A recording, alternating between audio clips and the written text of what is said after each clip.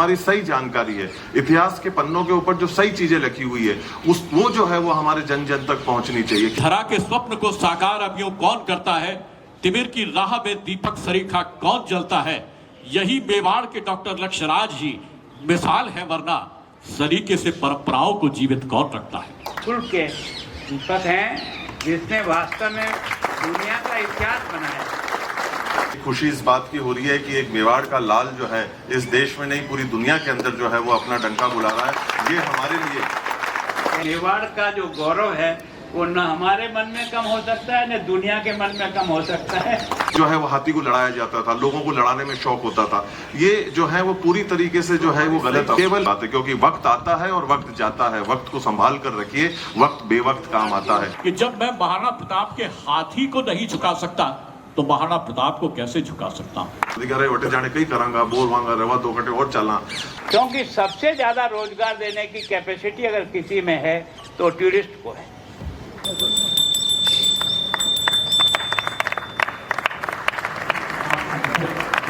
और मैं आपको बताना चाहूंगा कि महाराणा प्रताप का आपका बहुत बहुत अभिनंदन करते हैं, जोरदार करते हैं, बड़ी से का अभिनंदन करें, माल्यार्पण और शाल उठाकर हम आपकी इस अद्भुत व्यक्तित्व का और आपके कृतित्व का, आपकी कर्मनिष्ठ जीवन यात्रा का और आपकी महाकाव्यों की रचना की है। अब सबको प्रेरणा प्रदान राशिया साहब राज्यसभा के सदस्य, उनका बहुत बहुत अभिनंदन। उदयपुर लोकसभा क्षेत्र का प्रतिनिधित्व करते हैं, हमारी आवाज को गुंजरित करते हैं, करते हुए और शाल उड़ाकर अभिनंदन करने का गौरव हमें प्राप्त हुआ है। ये संघीय मंच जो वास्तव में श्रेष्ठताओं की समृद्धि की ओर हम सबको उजागर कर रहा है, हम बहुत बहुत अभिनंदन करते हैं। उनका भी स्वागत माल्यार्पण और शाल उठाकर डॉक्टर लक्ष्यराज सिंह मेवाड़ स्वागत करते हुए, अभिनंदन करते हुए आपकी कर्तव्य ध्वनि स्वागत की ये स्वर्णिम परंपराएं और उन्हीं परंपराओं से मेवाड़ जिस तरह से अद्वितीय होता है, श्री चंद्र अभिनंदन करेंगे। महत्ताओं का प्रतिबिंब और ये परंपराओं की पुनरावृत्ति सम्मानित है, उनके सुपुत्र हैं जिन्होंने ये मूर्तियां हरिद्वार उत्तराखंड के वे नियंता है श्री बुद्धदेव परिड़ा जी का बहुत बहुत स्वागत, उनका बहुत बहुत अभिनंदन देती है। दिशाएं नृत्य कर उठती है और समूचा परिवेश स्वयं को धन्यवाद दे रखता है। सजीव होने जा रहे हैं और साक्षी हो रहा है संकल्प और साहस का वह क्षण जो होता हुआ ये अनवरत मेवाड़, अविरत मेवाड़, अनथक मेवाड़ के रक्षण के उद्देश्य से ही महाराणा मेवाड़ फाउंडेशन की स्थापना की और उसी महान उद्देश्य को प्रतिध्वनि की इस गरिमापूर्ण उपस्थिति हेतु उनका हृदय से अभिनंदन करते हैं और अंतरतम भावनाओं से स्वागत करते हैं। माननीय कटारिया साहब नेता से अनुप्राणित, धरा भूमि से संबंध है, यही जन्मे हैं, यही पले हैं, यही बढ़े हैं और यही सांसें लेकर पूरे देश को अपनी अद्भुत सेवाएं दे रहे हैं। भारत का राजनीतिक परिदृश्य पर अनथक सेवा के महाकाव्यों की रचना की है और वर्तमान में आप माननीय राज्यपाल और शासक के गरिमापूर्ण आसन पर अपनी तेजस्विता आदर्शी नमन माननीय श्री गुलाब चंद जी कटारिया साहब का हम बहुत बहुत अभिनंदन करते हैं, उनका स्वागत करते हैं और इस स्वागत को प्रदान करने वाले, अपने सुमधुर आतिथ्य को प्रदान करने वाले महाराणा उप मेवाड़ चैरिटेबल फाउंडेशन के न्यासी डॉक्टर लक्ष्यराज सिंह मेवाड़ हमारे बीच उपस्थित है, जिनका नवोन्मेषी सोच मानवीयता के दायित्व निर्वहन के इस मार्ग पर नवीनताओं का सृजन कर रहा है। संस्कारों का शंखनाद करते हुए मेवाड़ के सुनहरे भविष्य की ओर आपने अपनी प्रतिबद्धता, दूरदर्शिता और विस्तृत दृष्टिकोण के साथ संकेत कर रहे हैं डॉक्टर लक्ष्यराज सिंह मेवाड़ के उस वनांगन की ओर जहां तहजीब का सूरज मुस्कुराता है, जहां सरलता आपके संस्कारित मूल्यों का शिखर है, मेवाड़ के मूल्य और परंपराएं आपके हृदय की धड़कन है, अहर्निश सेवा आपका धर्म है, स्वाभिमान आपका तेज है और अद्वितीय मेवाड़ के गौरव की अनुभूति आपकी अंतरतम भावना है। यही कारण है कि आपने वस्त्रदान, स्टेशनरी वितरण, पौधारोपण, महिला स्वच्छता प्रबंधन से संबंधित प्रोडक्ट वितरण, स्वेटर वितरण, भोजन के पैकेट वितरण, और कई तरह के पेड़ पौधों के बीज बोकर और तनाव प्रबंधन के क्षेत्र में अलग अलग विश्व कीर्तिमान स्थापित कर अपना नाम एक बार नहीं, 2 बार नहीं, बल्कि 8 बार Guinness book of world records में आपने नाम दर्ज कराया। और इसीलिए हम कहा करते हैं कि धरा के स्वप्न को साकार अब यूं कौन करता है, कि धरा के स्वप्न को साकार अब यूं कौन करता है, तिमिर की राह में दीपक सरीखा कौन जलता है, यही मेवाड़ के डॉक्टर लक्ष्यराज जी मिसाल है, वरना सलीके से परंपराओं को जीवित कौन रखता है। और राज्यसभा सांसद माननीय श्री चुन्नीलाल जी गरासिया, लोकसभा के संसद सदस्य भाजपा उदयपुर शहर अध्यक्ष श्री रविंद्र शिवाली जी, भाजपा उदयपुर ग्रामीण अध्यक्ष श्री चंद्रगुप्त सिंह चौहान, और दिनचर्या होती थी और वही जिस तरह से उनका समस्त कार्य प्रक्रिया जिस तरह से निर्धारित होती थी और मेवाड़ के राजाओं ने जिस तरह से अनेक अवसर पर उनके पूरे ख्याल को रखते हुए उनकी सेवा भावना को अंगीकृत करते हुए माननीय राज्यपाल श्री गुलाब चंद जी कटारिया साहब के कर कमलों से होगा, मैं उनसे आग्रह करूंगा कि स्मरणोत्सव अभिनंदन के स्वरूप इन प्रतिभाओं का विधिवत अनावरण करें।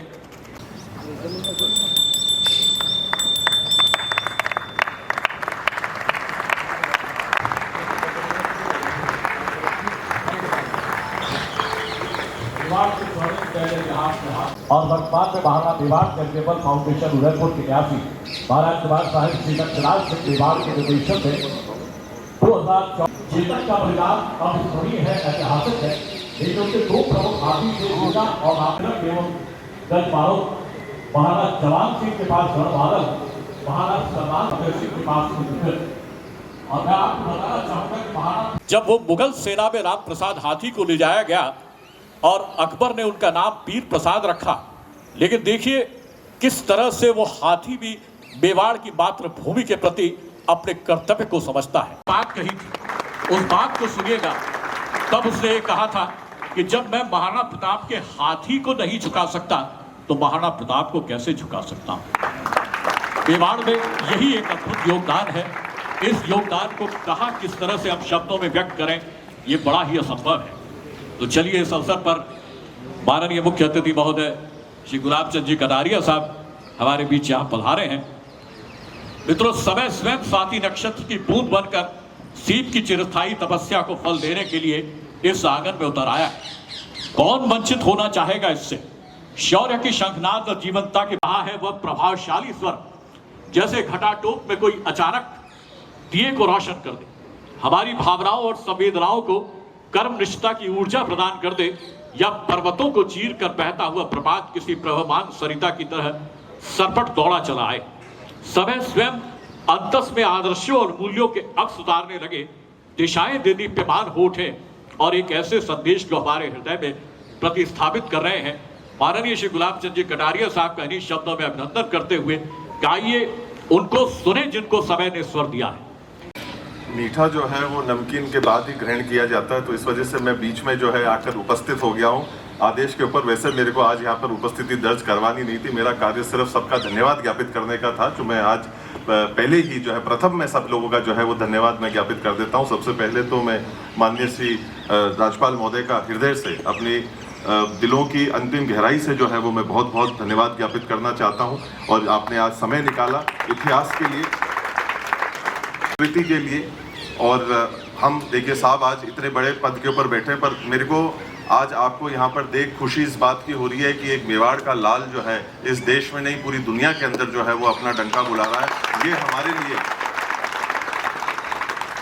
और आपके कर कमलों द्वारा इस काम को जो है वो किया जा रहा है, ये हमारा भी जो है वो मनोबल को जो है वो बढ़ाता है, हमारे भी जुझारूपन को जो है और जो है वो तेजित करता है कि हम लोग उसी प्रकार से, उसी जोश और उत्साह के साथ में जो है वो आगे बढ़ते रहें। साथ ही साथ जो है वो मैं माननीय राज्यसभा सांसद का भी जो है वो बहुत बहुत धन्यवाद ज्ञापित करना चाहता हूँ।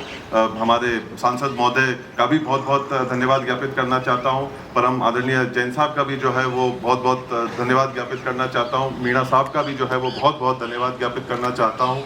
हमारे शिवाली जी का जो है वो मैं धन्यवाद ज्ञापित करना चाहता हूँ। और हमारे पारिवारिक रिश्तों के साथ में, और आप जिस मंच पर विराजमान है वो तो हैं ही, पर चौहान साहब का भी जो है वो बहुत बहुत जो है वो धन्यवाद ज्ञापित करना चाहता हूँ। और हमारे शिल्पकार जो हैं आज के, जिन्होंने और जिनके परिवार ने जो है इस कार्य को जो है वो जीवंत किया है। अक्सर लोग आया करते थे और पूछते थे कि ये जगह क्या है, और हम लोग बचपन से जो है वो इस जगह को देख रहे हैं और लोगों को जो है हमारे जो यहाँ पर गाइड है जो इस जगह की जो है वो शान है, जान है, इस महलों के अंदर जो है अपनी तरीके से एक रोशनी को भरते हैं, एक नूर को जो भरते हैं, उन लोगों को भी मैं मानता हूं कि कहीं ना कहीं अपनी बात को, अपनी संस्कृति को, अपने इतिहास को जो है वो कहने में कहीं ना कहीं एक सरलता, एक आसानी उनको जरूर महसूस होगी जब लोग, बच्चे, बड़े जो है वो दृश्य देखेंगे। और अक्सर जब हमारे को बचपन में कहा जाता था कि अपने को एक म्यूजियम में चलना है, अपने को जो है एक जगह को जाकर देखना है, तो अक्सर हम लोग एक उल्टी दिशा के अंदर भागते थे कि अरे वटे जाने कहीं करांगा, बोल वांगा, रवा 2 घंटे और चलना।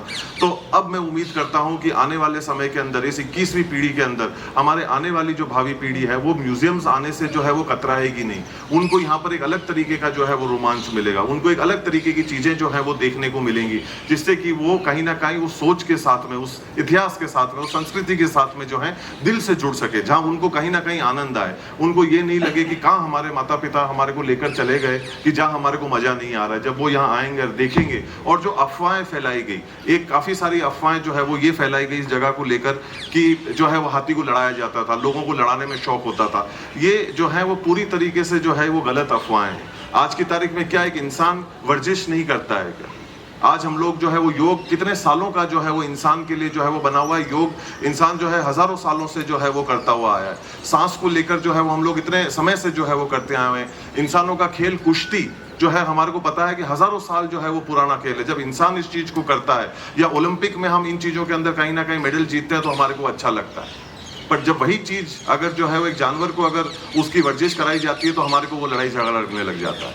आज जो सबसे ज्यादा हमारे लिए महत्वपूर्ण जो मीडिया यहाँ पर उपस्थित है, मैं आप लोगों से खास तौर के ऊपर इस चीज का आग्रह करूंगा कि जो हमारी सही सोच है, जो हमारी सही जानकारी है, इतिहास के पन्नों के ऊपर जो सही चीजें लिखी हुई है, वो जो है वो हमारे जन जन तक पहुंचनी चाहिए। केवल मजे लेने के लिए और चटकारे लेने के लिए और एक मसाला बनाने के लिए जो है वो कार्य को जो है वो नहीं करा जाना चाहिए। उस टाइम, उस समय पे जंगे लड़ने की आवश्यकता थी। आज आप मेरे को एक बात बताइए, तकरीबन नहीं करते भी 100 हाथी उस जमाने में जो है वो हुआ करते थे। आज अगर आप इंसान को कमरे में बंद करके बता दो मेरे को 10 दिन, 11वें दिन उसका क्या हाल होगा। कोरोना के अंदर हम लोगों का क्या हाल हुआ। जब आप बच्चों को ये कहने लगे कि भाई साहब आप इस कमरे से बाहर नहीं निकल सकते, तो आप अंदाजा लगाइए कि जब एक हाथी को युद्ध के लिए तैयार करना है, उसको जो है वो वर्जिश करानी है, उसको जो है वो तैयार रखना है, तो इंसान और क्या करेगा, या वो जानवर और क्या करेगा जिसके अंदर इतनी शक्ति हो। तो कहीं ना कहीं उस सोच को हम लोगों को वापस एक दुरुस्त करने की जो है वो आवश्यकता है कि जितना पर्यावरण को लेकर, जितना हमारे बेजुबान जानवरों को लेकर एक सम्मान इस मिट्टी ने किया है, उसका उदाहरण शायद जो है वो जन जन तक नहीं पहुंचा है। आज सबसे पहले मैं इसी क्रम के अंदर, इसी सांस के अंदर माननीय राज्यपाल महोदय का हृदय से जो है वो मैं आभार व्यक्त करूंगा कि आपने एक ऐसी सोच के लिए जो है वो समय निकाला है। वो हमारे लिए बहुत बड़ी बात है, क्योंकि वक्त आता है और वक्त जाता है। वक्त को संभाल कर रखिए, वक्त बेवक्त काम आता है। आज वो वक्त है जो आपने हमारे साथ यहाँ उपस्थिति दर्ज करवाकर महाराणा मेवाड़ चैरिटेबल फाउंडेशन के पूरे परिवार का जो है वो आपने एक मनोबल बढ़ाया है। मुझे पता है कि हमारे यहाँ प्रांगण के अंदर पिछले कुछ दिनों से, हफ्तों से इतनी जोश और उत्साह और खुशी की जो है वो उमंग जो है वो लहर रही है कि यहाँ पे कोई कार्य को जो है वो अंजाम दिया जा रहा है। और खास तौर के ऊपर हमारी संस्कृति को लेकर हमारे बच्चे भी जो यहाँ पर उपस्थित है, आप लोग सब जो अपना अमूल्य समय लेकर एक इस संस्कृति जो यहाँ पर जो दर्शाई जा रही है, उस एक महत्वपूर्ण पल के अंदर आप लोग सब एक हिस्सा बने। मैं महाराणा मेवाड़ चैरिटेबल फाउंडेशन की तरफ से आप सभी का पुनः एक बार फिर बहुत बहुत साधुवाद, बहुत बहुत धन्यवाद ज्ञापित करता हूँ। नमस्कार। और ऐसे अवसर पर उस वाणी को सुने, उन शब्दों और भावनाओं को सुने। जोरदार करतल ध्वनि से अभिनंदन कीजिए माननीय श्री गुलाब चंद कटारिया साहब। हम अपनी पीढ़ियों से इस मेवाड़ राज घराने के प्रति हमेशा नतमस्तक रहे हैं और इसका सम्मान। आज आपने पता नहीं एक नई परिपाटी शुरू की। हम आजकल लोकतंत्र के जरूर सिपाही, कंधार तक जाकर के अपनी तलवार का लोहा बनाया और भप्पा रावल को एक ऋषि ने इस प्रकार का आशीर्वाद दिया और उन्होंने ये परिपाटी शुरू की कि हमारे यहाँ राज सिंहासन पर भगवान एकलिंगनाथ विराजमान होंगे। हम तो केवल और केवल उसका सेवा करना है और इसको चलाएंगे। मैं सोचता हूँ कि वास्तव में आज आपने हमारा बड़ा मन रख करके जनप्रतिनिधि होने के नाते स्वागत किया, इसलिए कि आप मेवाड़ के उस कुल के संपत हैं जिसने वास्तव में दुनिया का इतिहास बनाया। ऐसा इतिहास शायद ही कहीं किसी को लिखने का मौका मिला होगा। मैं सोचता हूँ हम लोग तो उतना ज़्यादा पढ़े भी नहीं, लेकिन हम ये जानते हैं कि किस तरह से मेवाड़ ने इस संस्कृति और धर्म को बचाने के लिए अपनी पीढ़ियाँ खपाई है।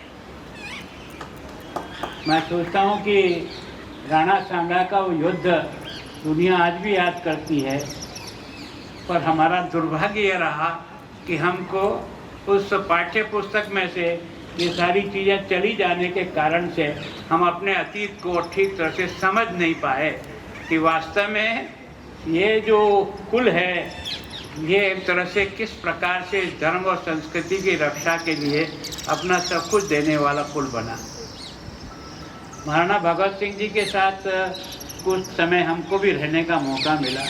मैं सोचता हूँ कि उनके ही कारण से आज ये उदयपुर का टूरिज्म जो आज आगे आया ना, अगर इसकी जड़ में कोई है तो उनकी शुरुआत करने वाले वो व्यक्ति थे, जिसकी शुरुआत करने के बाद ही उदयपुर टूरिस्ट का एक हब बनकर के आज आप कई बार देखते हैं ना, हम विश्व में तीसरे नंबर पर, पाँचवें नंबर पर, चौथे नंबर पर, ये केवल और केवल प्रकृति की सुंदरता से आते हैं। मैं सोचता हूँ कि आपने भी हाथी के बारे में कहा, हम तो जितना पढ़े उतना ही जानते हैं। मैं जानता हूँ कि एक चेतक जैसा घोड़ा भी स्वामी भक्ति का क्या परिचय दे सकता है, दुनिया में कोई उदाहरण नहीं मिलेगा। 3 टांग का होने के बाद भी अपने स्वामी को सुरक्षित निकाल कर जब तक नहीं ले गया तब तक प्राण अंत नहीं किया। और मैं सोचता हूँ आप क्या बात करते हो, जब महाराणा ने चेतक की गर्दन को पकड़ करके फूट फूट के रो रहे थे, इसका मतलब हम कितना प्यार करते हैं उसका, जो हमें उस जीत की ओर ले जाता है।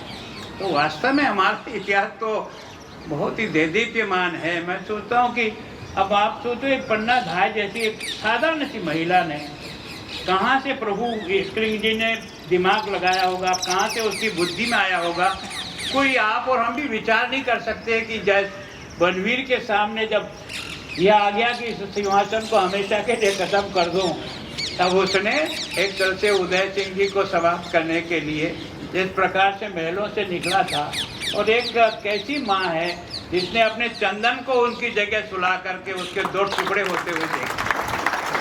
दुनिया में शायद कोई ऐसी माँ नहीं होगी जो अपने बच्चे को कटते हुए देखने के बाद भी आंख में 2 बूंद आंसू नहीं निकाला, और उसके कारण से वास्तव में एक ऐसा इतिहास बन गया जो शायद वो कहीं पढ़ने को मिलता है। तो आप बहुत गौरवशाली इतिहास के, हम सब लोग तो आपके ही द्वारा तैयार किए हुए लोग हैं। ये बात जरूर है कि आजकल हम इस लोकतंत्र में उस जगह जा कर के बैठ गए, इसका मतलब मेवाड़ का जो गौरव है वो न हमारे मन में कम हो सकता है, न दुनिया के मन में कम हो सकता है। आपका बहुत बहुत अभी भाई चुनीलाल जी राज्यसभा सदस्य हैं, मन्नालाल जी लोकसभा सदस्य हैं, ताराचंद जी विधानसभा के हैं, और कुल सिंह जी और हमारे दोनों अध्यक्ष श्रीमाली जी और चंद्रगुप्त सिंह जी के पिताजी हमारे जनसंघ के एक तरह से आधार स्तंभ, और आपके यहाँ राजघराने में काम करते हैं।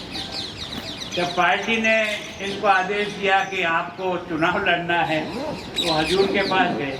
हजूर कहा कि मेरी पार्टी ने मुझे कहा है वहाँ से चुनाव लड़ना बावली से। उनका भैया नहीं, 2 काम नहीं हो सकते, चुनाव लड़ना तो चुनाव लड़ो। कि हजूर मैं आपका हमेशा दास ही बना रहूँगा, पर मैं पार्टी के एक विचारधारा से जुड़ा हुआ, इसलिए मैं चुनाव जरूर लड़ूंगा। और उस चुनाव लड़ करके इस पार्टी को खड़ा करने के लिए जिसने किया ना, उनके ही सुपुत्र हैं जो आज हमारे जिलाध्यक्ष के रूप में बैठे। तो वास्तव में ये तो कहानी बहुत पुरानी और बड़ी और अभिनंदन करते हैं। आपके पिताजी आ नहीं पाए बीमारी के कारण से, लेकिन उनको हमारी बात जरूर पहुंचाना कि आपके कारण से आज इस कार्यक्रम में हम सब लोग यहाँ उपस्थित हुए। मैं सोचता हूँ कि मेरे पास शब्द नहीं है कि आज पता नहीं लक्ष्मण सिंह जी आपने सोचा क्या है।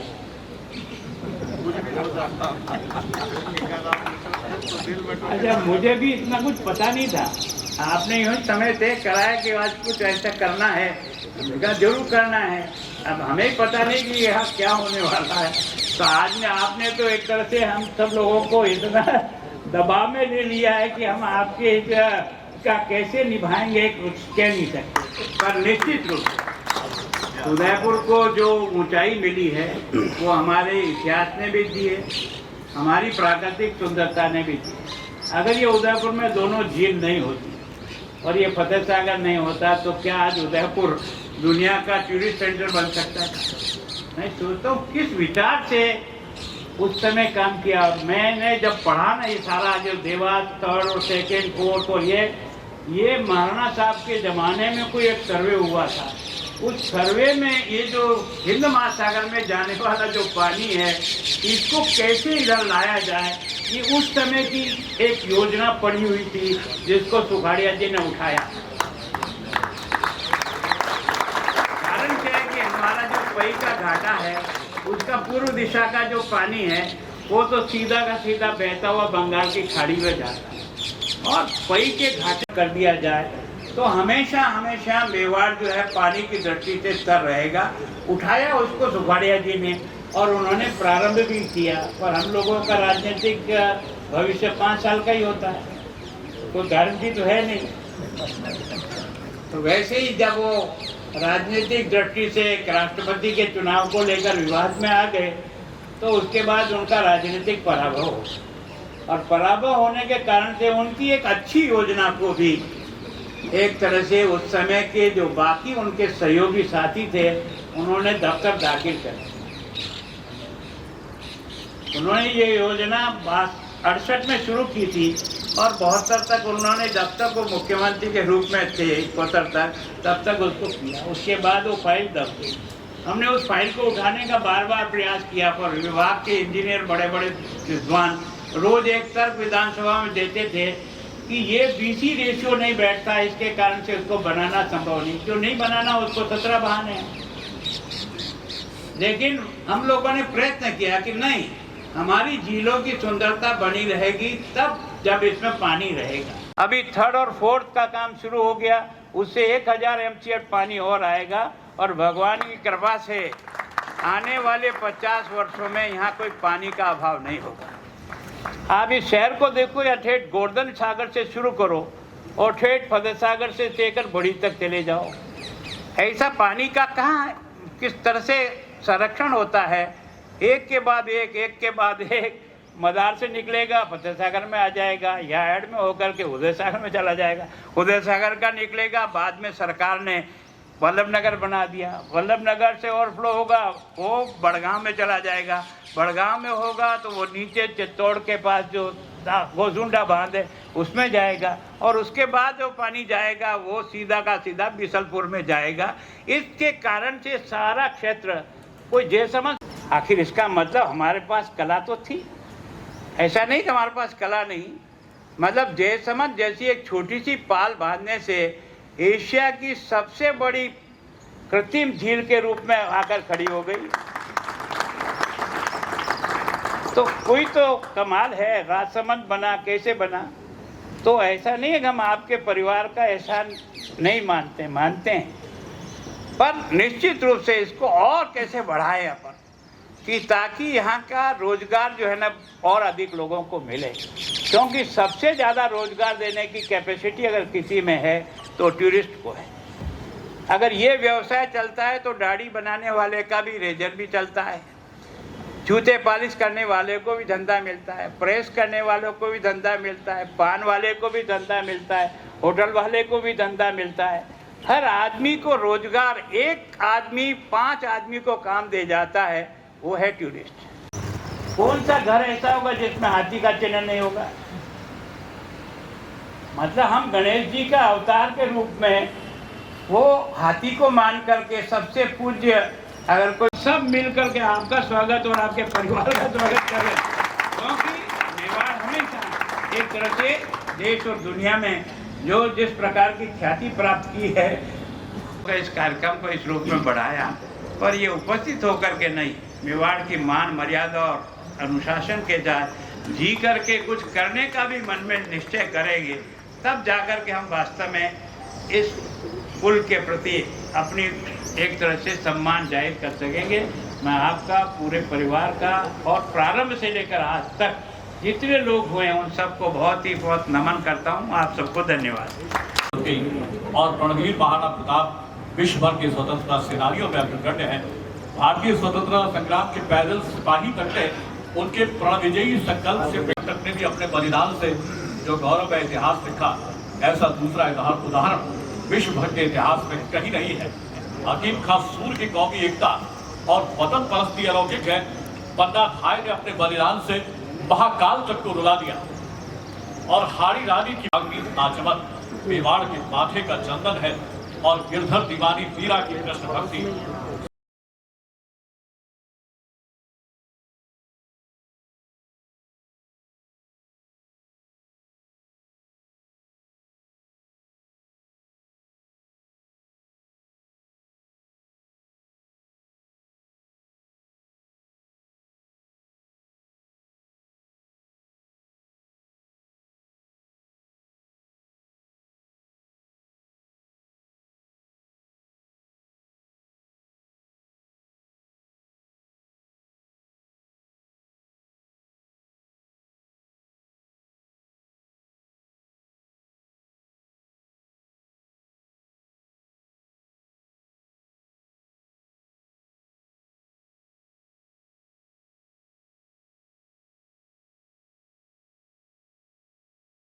का अनावरण हुआ है, उस स्थल पर आप सभी पधारे। एक विशेष संग्रहणीय चित्र हम आपके साथ रखना चाहेंगे। इसे इतिहास के साथ एक विशेष फोटो सेशन सभी अतिथि महानुभावों से हम निवेदन करें।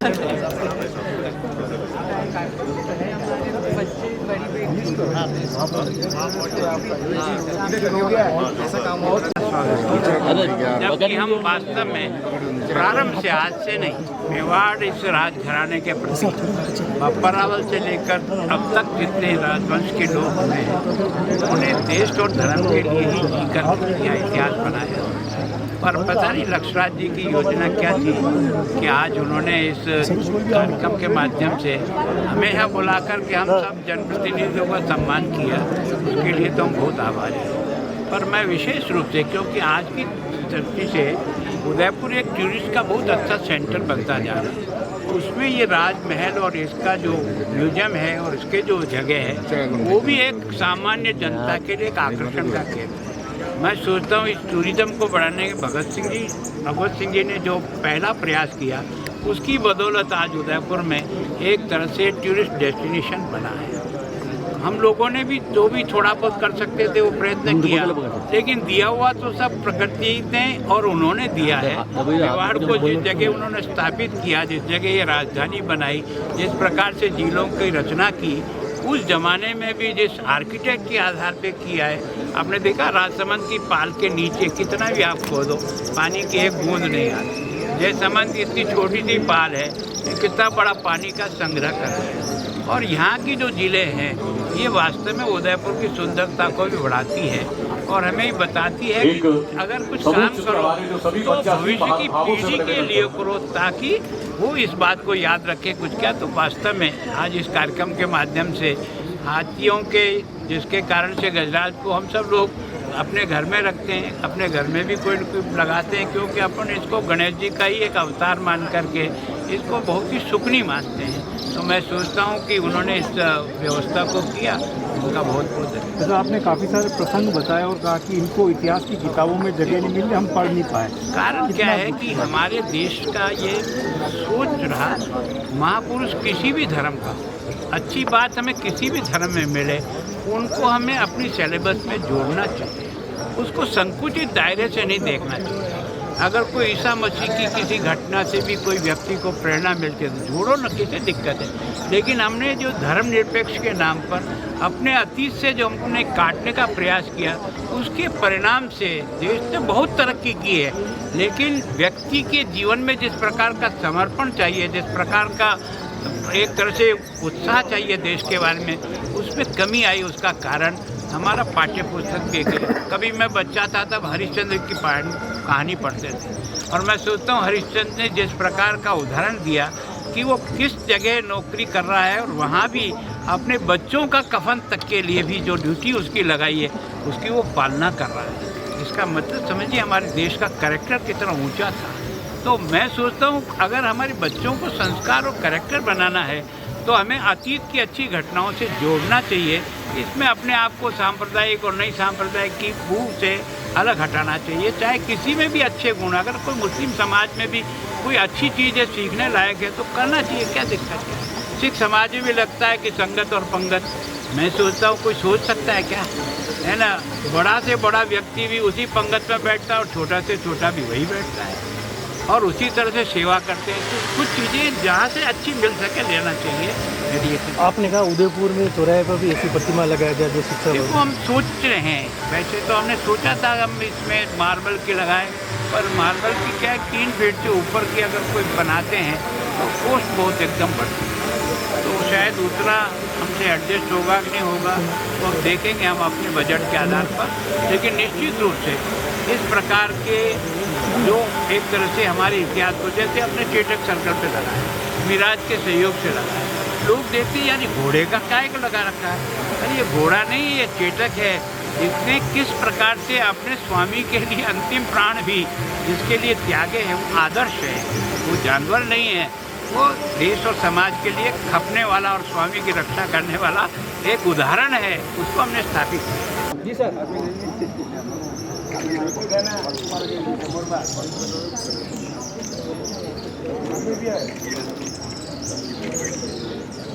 Thank you.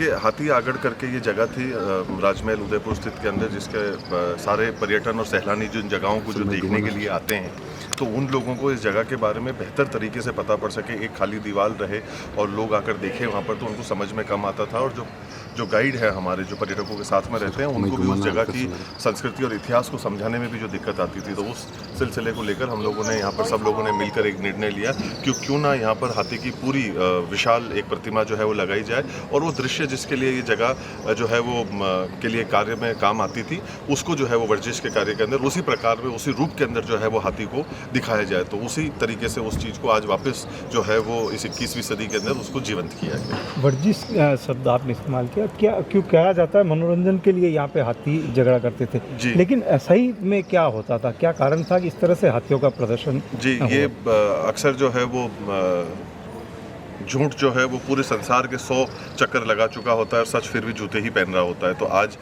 मैं मीडिया का भी जो है सबसे पहले बहुत बहुत धन्यवाद ज्ञापित करना चाहूँगा, और सही बात जो है वो लोगों तक ये पहुँचे कि उस समय के अंदर जो सबसे ज़्यादा आवश्यकता थी वो ये थी कि हाथियों की तंदुरुस्ती और चुस्ती और दुरुस्ती वो सबसे ज़्यादा ज़रूरी थी। और वो इस वजह से ज़रूरी थी क्योंकि हाथियों को जंग में एक बहुत ही अहम भूमिका जो है वो निभानी पड़ती थी। अगर आप हाथी की वर्जिश नहीं कराएंगे, आप मनुष्य की ही वर्जिश नहीं कराएंगे तो वो स्वयं ही आलसी हो जाता है। तो उसी प्रकार से आज की तारीख में हाथी जैसा जो एक जानवर है उसकी एक वर्जिश होना, उसकी एक चुस्ती जो है फुर्ती जो है वो रहना, वो हमारे लिए कितनी आवश्यक है। हमने इन चीज़ों को जो हकीकत की जो दास्ताएं जो है वो रही हैं राम प्रसाद के माध्यम से जो हमने देखी हैं, सीखी है, समझी हैं, पढ़ी हैं, उसको पूरा जो है वो जीवित करने की जो है वो आवश्यकता है कि हाथी जो एक युद्ध के अंदर एक मनुष्य को ले जाता है उसका भरोसा अपने खुद के सारथी पे और हाथी पे दोनों पे एक दूसरे के ऊपर इतना रहता है, और वो तब रह पाएगा जब हम फिट रहेंगे। आज की तारीख में हम लोग इंसान जो है वो कुश्ती करता है, हम लोग इन चीज़ों के अंदर मेडल अंतर्राष्ट्रीय स्तर के ऊपर जीतते हैं तो हमको खुशी होती है। उसी प्रकार से पुराने ज़माने के अंदर जब इंसानों को अपने खुद की सांस को जीवित रखने के लिए, उस समय को जीवित रखने के लिए, अपने स्वाभिमान को जो है सुरक्षित रखने के लिए ये सारे कार्यों को जो है वो कराया जाता था। उसी की सोच के अंतर्गत हाथियों की भी वर्जिश कराई जाती थी जिससे कि वो चुस्त और दुरुस्त रहे। आपने एक अनूठा उदाहरण पेश किया कि पशु प्रेम का, जी,